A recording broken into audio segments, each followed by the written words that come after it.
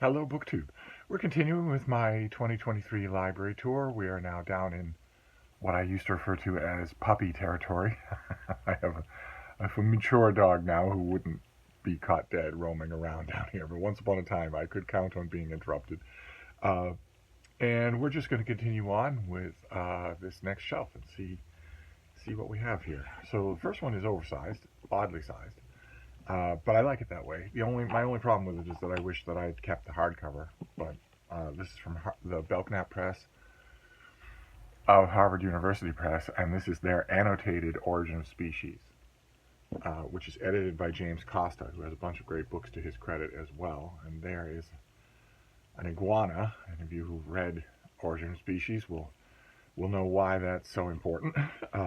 And this is the Belknap Press did a whole bunch of annotated editions of books, and they did. This is a great annotated edition of one of the most important books ever written, and a book that kind of sort of needs annotation. I mean, you can read Origin of Species without it, but you'll be missing a lot unless you're up on the latest in genetics and biology. And this editor knows exactly what he's doing. He's obviously taught this material endlessly. I don't know if he has or not, but it seems obvious to me that he has. And that's what you want in an editor. You don't want an editor who's a pedant. You don't want an editor who just wants to tell you how much they know. That you want an editor who is merely trying to supplement your reading of the book to give you the greatest understanding of it. And Costa does a great job of that. Okay, then we have a book from the University of Georgia Press. Yes. That I love because it's a subject that I love. This is by Charles Seabrook, and it is The World of the Salt Marsh. And it's got lots of anecdotes from the men and women who study salt marsh biology and the species that live there. It's got lots and lots of really, really good establishing shots of what salt marshes can look like. And it also has pictures of the creatures that live in salt marshes. Famously, turtles, which we've already seen. Yes, we saw. Okay, I can't. Yeah, here we go.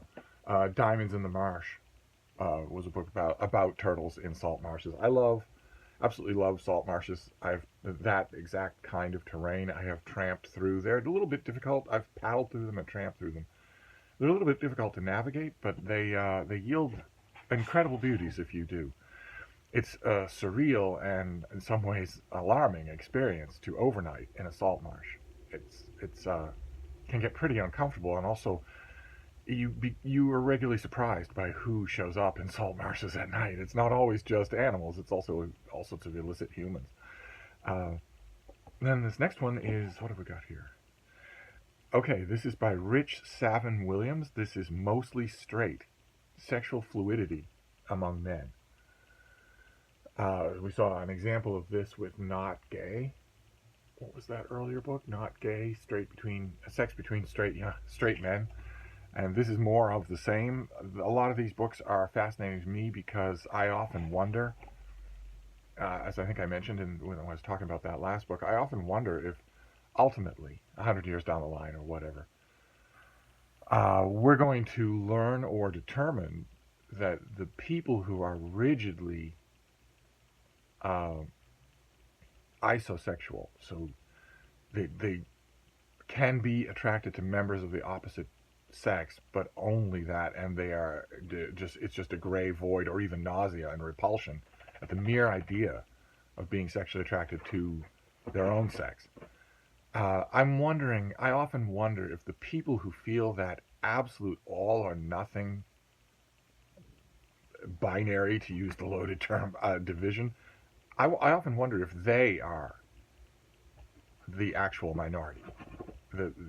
About gay people, we often say, 1 in 10, 1 in 8, something like that. I often wonder if men and women who absolutely cannot vary from that standard are, in fact, the 1 in 10, and that everybody else isn't.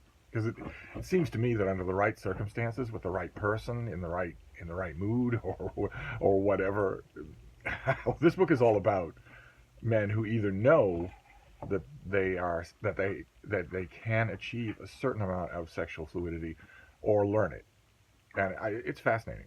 This is a fairly new release. I don't know that this came out when we were talking to each other. Well, this came out in November of 2017, so I might have mentioned it on a video. But I loved it. Thought it was really good.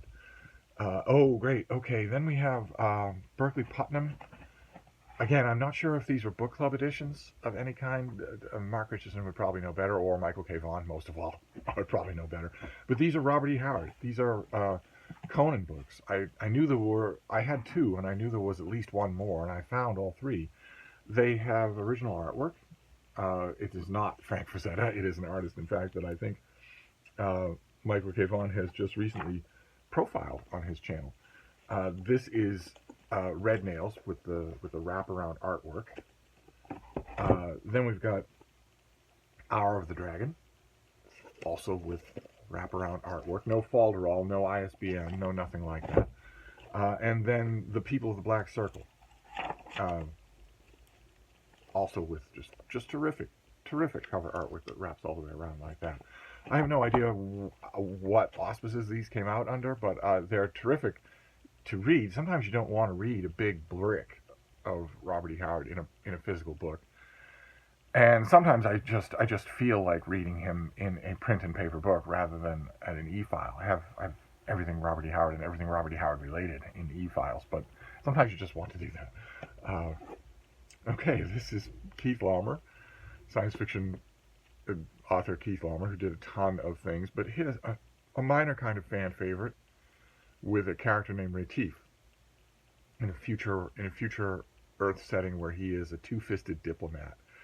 And there was mostly just a ton of Retief short stories, and they're enchanting. They're wonderful. I have a couple of those collections, but I believe that Laumer has fallen afoul of the censors that we've put in place over ourselves with complete authority to determine who is canceled and who is not. I believe he fell afoul of them years ago, so I don't think it's legal to print him anymore.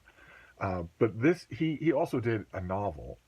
I think he did a couple of novels of Retief, and this is one of them, Retief to the Rescue, which also has a wraparound cover because the Rowena artwork was just too good to spoil. It's just too good to spoil. That is quite memorable, a Rowena artwork. There is Retief being menaced by one of the Growaki, the wacky Growaki, the villains of the piece. Then we have volume Everybody's Lamb. This is Charles Lamb, but it's an edit, an anthology of his work. And this is a companion to two other volumes. This has wonderful illustrations all throughout. Mostly the illustrations are of Lamb's life and people. Only once in a while are they vignettes pulled from his work. But this is a companion to Everybody's Boswell and Everybody's Peeps. And it's with illustrations by the same guy who illustrated Winnie the Pooh. Yeah, there we go. Everybody's Boswell and Everybody's Peeps. I don't think there were any more than 3 of these. And unlike Peeps and Boswell, even by the time this book came out 100 years ago, or when did this come out? I should be sure of that. 1933, so almost 100 years ago. Even by then, Lamb had stopped being the lingua franca of the reading classes. People didn't know him nearly as well. No one reads him at all anymore. People do read Pepys, and they do read Boswell, but they don't read Lamb anymore. I don't imagine that Everybody's Pepys or Everybody's Boswell or Everybody's Lamb are ever going to be reprinted, but these are wonderful introductions to the authors. I've recommended Everybody's Pepys a million times. Then we have Carl Safina. This is The View from Lazy Point, which is this is the paperback with a blurb by yours truly. Yes, is that why I have the paperback of this?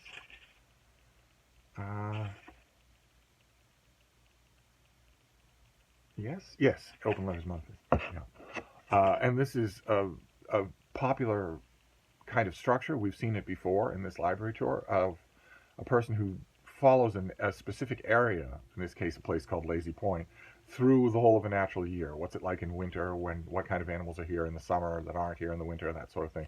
And Safina is such a great writer. He's such an amazing writer that it's a well-known formula, but it works really, really well. Okay, then we have Lisa Santoro. This is a book called The Boy, a novel called The Boy, which, again, follows a pattern of a book that we've already seen. This came out in... I have the pub sheet for it, so I'm assuming it just loaded in blurbs. Good Lord. Annie Lamott, Emma Donoghue. Another Donoghue who liked this book. When did you come out? 2003. So this came out before we were talking to each other.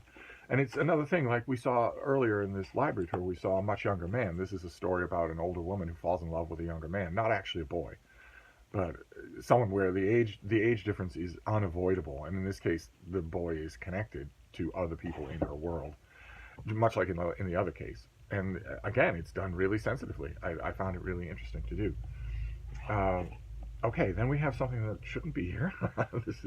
This should be in his. I have a whole section, another room. We'll get to it in a month or two of history. This should be out there. And much as I loved it, this should be out there. This is Ralph Roeder's book, Man of the Renaissance, which deals with Aretino, and it deals especially with Machiavelli. The sections in this is one of those old Time Inc. paperbacks, which are really stiff. So this won't take another read, I don't think. I love it. I think it's absolutely beautiful. There's nothing on it at all except just the big artwork of the cover. I love that. But you can see these things are so stiff that the covers can actually crack and break off, and the binding is even worse. I see this all the time. These were issued originally in a naked maroon covered hardcovers, and I see those a lot, and I don't like them. Of course, there's no aesthetic one way or another. They're just very boring looking books. So I always hold on to this instead of getting the hardcover, just naively hoping that sooner or later someone will come out with a nice floppy paperback reprint of it, or that I can find an e-copy of Man of the Renaissance, because it's tremendously good. I've read from it before on this channel. It's exactly the kind of history that I've been talking about when we discuss A Distant Mirror by Barbara Tuchman. It's exactly the kind of thing that I'm talking about. A historian that doesn't forget that their job is to tell stories and to be entertaining, not to add footnotes for the pedants. But it doesn't belong in here. I have a section for history. It belongs there. Okay, all right. Well, this next one doesn't belong here either. This is a biography. Largely a biography. I mean, there's a chunk of it at the beginning that's biography, and then biographical notes run throughout. It's a collection of letters, but the letters are almost all from people who knew the recipient really well and go over all sorts of personal details. I don't imagine this was just a joy to find. I found it last year, maybe 2021, but it's Fields of the Atlantic Monthly, Letters to an Editor by James Austin. Big volume of letters from all the literary luminaries of the day, Hawthorne, James Russell Lowell, all sorts of people writing to James Fields, who was the one half of Ticknor and Fields, the publisher in the old corner bookstore in Boston. Ticknor and Fields, we've already seen Ticknor's book on authors that he has known. And this is a collection of correspondence that is just fantastic. It isn't really going to be good for you if you don't know anything about this literary world. It's not really going to work if you're just coming in here cold. I don't think it will. Not the author's fault. The author does a really good job annotating, but I think you sort of have to be sold on that world, and I am. I don't think that the great, really rollicking history of Boston and books for about 100 years ago, spanning about 100 years, I don't think that book has ever been written. The people that you would fill that book with, Ticknor and Fields would be two of those people, but we also saw Mrs. Bell and plenty of others that are forgotten.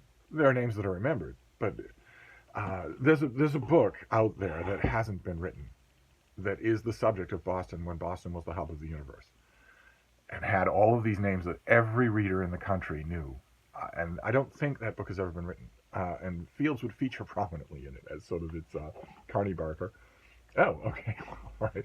Well, we saw Ticknor's book on Fields' partner. Ticknor wrote a book on all the literary poobahs that he knew. Walked in the doors, hung out in the old corner bookstore, and were known to be findable there. Would go, into the back rooms or upstairs for tea or whatever. And Fields also wrote a book. He wrote Yesterdays with Authors, which is his book about all of the authors that did that. So, Dickens and Hawthorne and whatnot. And this came out in 1871.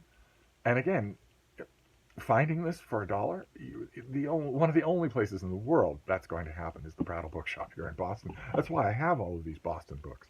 It's just lucky that I love Boston and love this particular period of history, so that it dovetails perfectly. Otherwise, where on earth would you find either one of these? Other than a place like the Brattle Bookshop, I don't know that you would. And then we'll finish up with this thing. This is Gardner Dozois, who was famous for the year's best science fiction, big fat anthology volumes that he came out with for 30 more years. But he was a prolific science fiction editor. He didn't just do that series; he did lots of others, and he did two books that fans really liked: The Good Stuff and The New Good Stuff. And that is a reference to a phrase that had become absolutely common parlance in science fiction conventions and newsletters and whatnot, which is that, well, to quote from Theodore Sturgeon, 90% of science fiction is crud, but then again, 90% of everything is crud. and the flip side of that is that science fiction fans were always hungry to compare notes with each other about what the good stuff was. What did you read that's really the good stuff? And that's the tip of the hat in the title here. And then the Science Fiction Book Club brought out this beautiful one volume that has the good stuff and the new good stuff in it together. So it's a science fiction anthology. So again, say it with me now, it doesn't really belong here, but it's a science fiction anthology that's terrific. And there are a couple of things in here. Of course, you're never going to agree with what the good stuff is. You're always going to have good stuff of your own.